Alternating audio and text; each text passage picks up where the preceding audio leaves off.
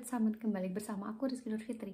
Di video kali ini aku mau membahas tentang culture shock yang aku alami ketika aku datang ke Jerman sebagai au pair. Selamat menyaksikan. Jadi ceritanya aku baru datang dan aku datangnya pagi dan otomatis kita sarapan bareng. Dan ketika sarapan bareng kita makan roti-roti Jerman ya, dan aku makan croissant. Terus aku makan croissantnya itu pakai garpu sama pisau kayak gini. Sedangkan anak-anak cuma pakai tangan gini kayak. Jadi rata-rata mereka tuh makan roti rata-rata pakai tangan gitu, nggak pakai pisau sama garpu. Kayak makan sandwich lah kayak gitu, dan croissant juga. Dan cara mereka makan croissant tuh kadang kayak dipakai dip ke marmelade atau marmelade tuh kayak selai atau ke coklat. Jadi kayak aku makannya itu pakai garpu sama pisau, cute banget. Dan yang kedua, naik sepeda kemana-mana. Sepeda itu udah kayak motor lah, udah kayak bener-bener kayak buat kerja, buat belanja. Kadang aku jemput anak-anak pakai sepeda, dan kadang aku ke Sprachkurs juga naik sepeda. Tapi itu kalau summer sih, kalau winter jarang sih, soalnya dingin banget kan. Pokoknya sepeda itu sangat penting untuk bepergian, nggak cuma pakai mobil.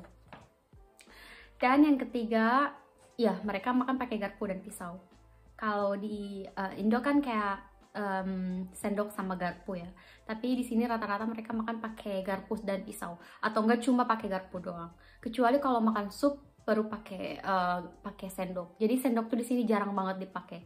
Ya kecuali kalau makan musli atau apa gitu. Dan yang selanjutnya ya sarapan pakai musli atau enggak pakai roti. Jadi musli itu kayak oatmeal, kadang pakai apa sih, kayak ada rasa coklat, atau enggak kadang pakai kacang-kacangan, atau enggak kadang pakai apa sih, kayak buah-buah kering gitu, kadang pakai yogurt, kadang pakai apa kayak gitu. Jadi makannya itu bener-bener kayak nggak makan apa sih yang berat-berat kayak buat makan siang gitu. Jadi makannya itu rata-rata kita makan yang kayak manis-manis gitu, dan ya roti kayak gitu. Dan yang selanjutnya mandi. Soal mandi, banyak yang bilang katanya bule itu jorok. Bisa dibilang ya bukan jorok sih tapi mereka itu kayak mandinya itu bisa jadi kayak 2-3 kali dalam seminggu, atau enggak cuma 2 kali, 1 kali 2 hari ya. Jadi kayak nggak bener-bener kayak tiap hari atau 2 kali sehari gitu. Kadang cuma kayak malam doang gitu. Kadang kalau winter tuh jarang banget mereka mandi. Apalagi anak-anak kadang cuma seminggu 2 kali atau seminggu sekali doang. Itu maksudnya kalau di ini ya, di apa sih, kayak mandi di baduan gitu, di bathtub gitu. Jadi kayak merendam dan apa sih, bersihin rambut gitu.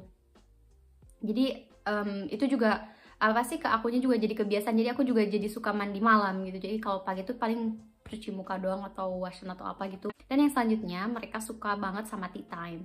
Jadi tea time itu dimana kayak kamu undang teman-teman kamu atau siapa gitu, atau enggak cuma sendiri doang tea time dari sekitar jam 15 atau sampai jam 17, atau dari jam 3 sampai jam 5-an lah. Mereka suka banget sama tea time gitu.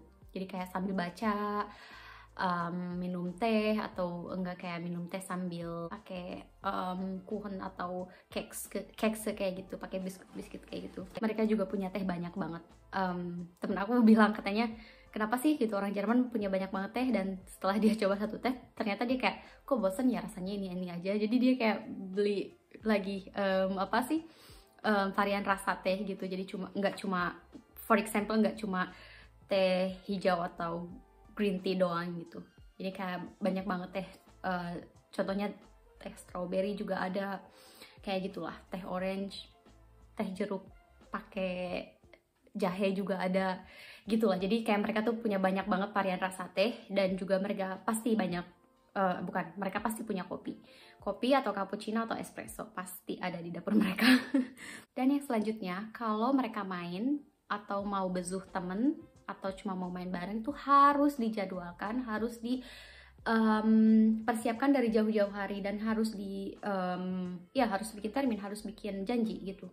Nggak bisa langsung kayak besok main yuk, nggak bisa kayak gitu, kayak nggak, besok aku ada termin ini atau ada janji sama siapa. Jadi kayak benar-benar harus dijadwalkan dari jauh-jauh hari, dan tulis di kalender main sama ini kemana gitu. Jadi kayak benar-benar dijadwalkan gitu.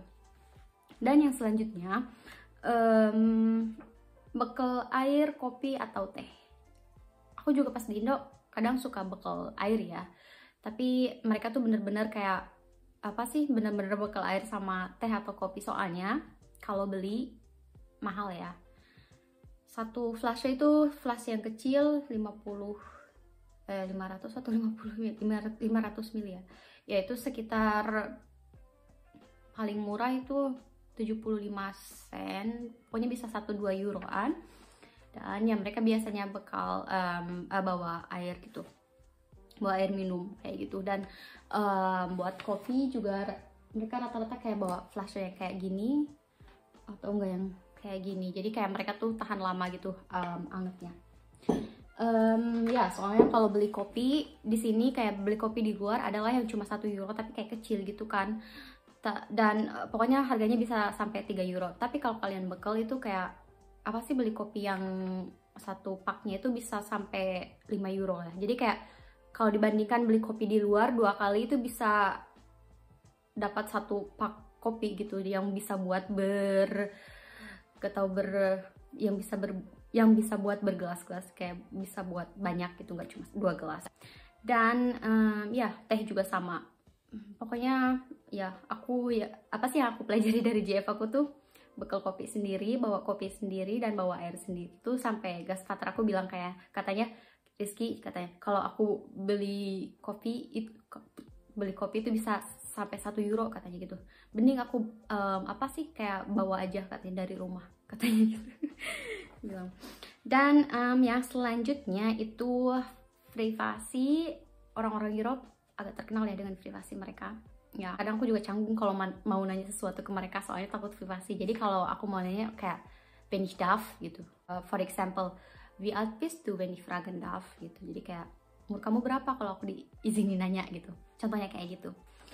Dan apa ya, yang selanjutnya mereka itu sangat jujur untuk berkomentar atau mengkritik. Contohnya pas summer, kayak aku pakai apa ya waktu itu, pakai jeans panjang sama t-shirt yang agak tebel kalau gak salah. Terus dia kayak, Rizky, panas loh katanya. Kayaknya kamu ganti baju aja deh katanya gitu. Ini terlalu panas loh katanya. Oh yaudah gitu. Ya terus kalau aku pakai, contohnya kalau pakai pakaian baru, kayak mereka kayak, oh Rizky, du sieht gut aus, atau kelihatan bagus katanya, atau enggak, oh aku suka sama jaket kamu katanya gitu. Rata-rata kayak gitu. Dan yang selanjutnya bercanda mereka garing, kayak apa ya, jadi opanya anak-anak tuh sering bercanda, tapi aku kayak, hah, bercanda apa gitu, apa yang lucu.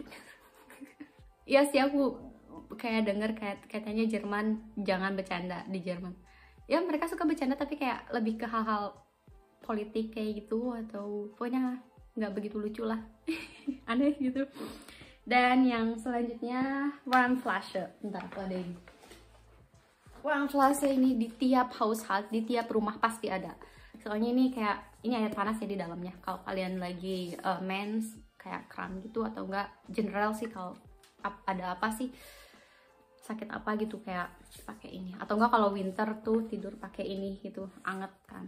Aku kemana-mana pakai sepeda, tapi kadang kalau aku udah nggak bisa lagi, aku masukin sepeda itu ke transportasi umum, ke Straßenbahn atau ke bus juga kadang aku masukin sepeda itu. Tapi kadang aku juga diusir sama supirnya, soalnya ini kan ada kinderwagen atau apa gitu masuk, maksudnya ada apa sih ya, baby wagon kayak gitu masuk, terus kayak sempit gitu. Aku masih bisa bersepeda, kenapa nggak bersepeda aja gitu.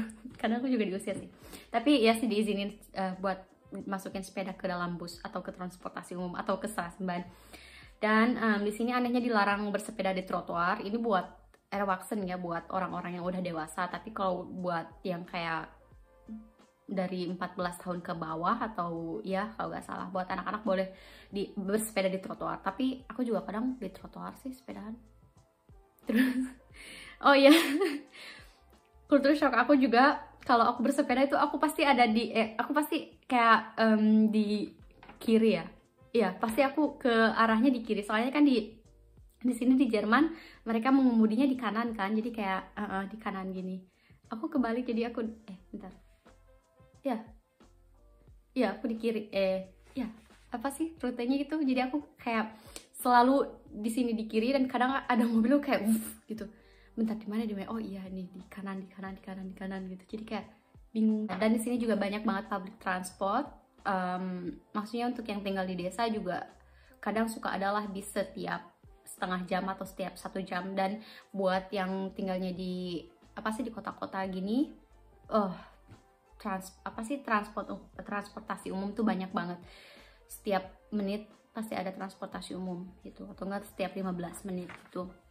Pokoknya tiap menit pasti ada transport, dan banyak banget transportasi umum. Dan mau kemana-mana gampang gitu, tinggal naik bis atau enggak naik kereta atau enggak naik Strasembar atau tram gitu. Dan ya yang selanjutnya, oh ya aku juga bawa tisu kemana-mana, soalnya nggak tahu kenapa, mungkin di sini ini ya feucht atau gimana ya, kayak bukan basah ya, jadi kayak tiap keluar tuh pasti hidung aku langsung merah, terus kayak langsung basah gitu. Jadi kayak tisu tuh bener-bener penting buat aku waktu itu ya, kecuali summer, tapi summer juga kadang sih aku butuh itu.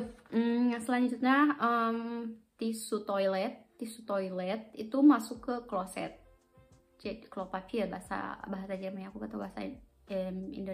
Pokoknya itu tisu roll itu masuk ke kloset dan di flush ke dalam gitu, enggak dimasukin ke tong sampah, enggak. Aku itu kayak kaget pas lihat gasken aku ya, pas kita bareng-bareng di sana kan, terus dia kayak masukin tisunya ke dalam kloset tuh kayak, selama ini aku masukin kloset ke dalam tong sampah kan, terus kayak Dan yang selanjutnya, pintu di sini otomatis terkunci.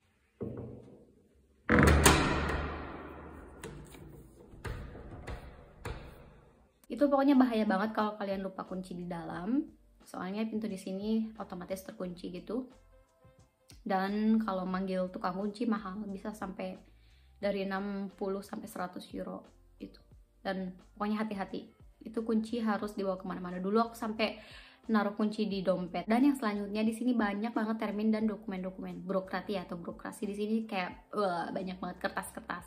Contohnya pas aku bikin ini aja, pas aku datang aja, buset, aku langsung dapat banyak kertas-kertas dari itu, kayak kertas welcome kayak gitu. Dan aku harus bikin termin untuk mail dan atau registrasi dan termin buat ini buat itu. Banyak banget. Ke dokter aja, walaupun kamu sakit kayak bener-bener sakit gitu, kalian gak bisa langsung ketuk pintu ke praksis, nggak, harus telepon dulu dan bilang aku sekarang lagi sakit dan kayak gitu, barulah nanti dapat termin, titik.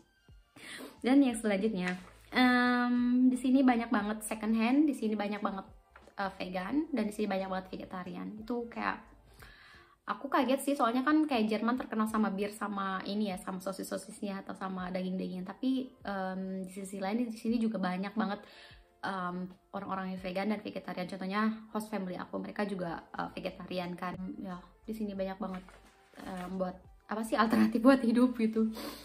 Dan ya, di sini juga banyak banget toko-toko bio atau toko-toko organik itu. Di sini juga kadang kalian bisa nemuin barang yang masih bagus dan ada tulisan Super Schenken, itu artinya kayak hadiah ya. Iya, jadi kayak buat dikasih lah gitu, jadi gratis lah gitu ya, kayak Super Schenken. Itu bisa mobil, bisa meja, bisa kursi, bisa pakaian, bisa buku, bisa sepatu apa.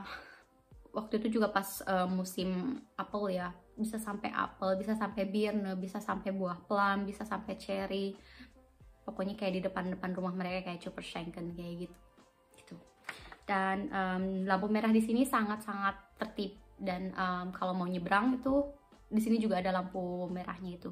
Jadi kayak harus tap dulu dan barulah lampu hijau dan barulah kita diizinin buat jalan kaki itu. Ada si zebra cross, dan zebra cross juga di sini sangat tertib. Jadi si pengemudi itu benar-benar lihat gitu, benar-benar hati-hati pas di zebra cross gitu. Kayak lihat dulu ke kanan ke kiri atau ada orang enggak gitu. Nah, kalau ada orang aja yang berdiri di di pinggir zebra cross, mereka langsung berhenti dan ngelihat ke orangnya, dan kalau orangnya gak nyebrang kayak bilang gini gitu. Jadi kayak bener-bener tertib di sini lalu lintas, keren. Dan ini culture shock juga buat aku yang terakhir ya di sini. Aku nggak tahu gimana, tapi di sini banyak banget orang-orang Muslim, dan di sini juga ada beberapa masjid, dan di sini juga kayak banyak orang-orang Turki, orang-orang Pakistan, Iran, orang Arab gitu. Dan ya di sini juga kayak banyak banget tempat-tempat makan yang halal dan toko-toko Turki, dan pokoknya kayak aku nggak khawatir lah sebagai muslim untuk tinggal di sini gitu. Dan ya, yang dulunya aku kayak hati-hati makanan di sana nggak halal, hati-hati di sana banyak apa sih daging babi apa itu. Iya emang banyak, tapi di sini juga banyak yang halal, makanan yang halal. Dan ada juga lah di sini aku tahu beberapa orang Jerman dan dia juga kayak aku nggak makan daging babi katanya gitu. Dan ya banyak vegetarian, banyak vegan, dan itu bisa jadi apa sih alternatif lah gitu. Dan di sini juga banyak tahu, dan di sini juga banyak toko Asia. Udah ada 3-4 toko Asia di sini. So itu aja culture shock aku. Ya minggu ini aku ada ujian, 3 ujian. Bismillah, doain semoga lancar. Dan ya itu aja culture shock aku selama au pair. Dan mungkin next time nanti ada culture shock part 2 atau apa, pokoknya kalian komen. Ya semoga kalian sana baik aja, jaga kesehatan kalian, kesehatan mental kalian, dan sampai jumpa di video berikutnya. Dah.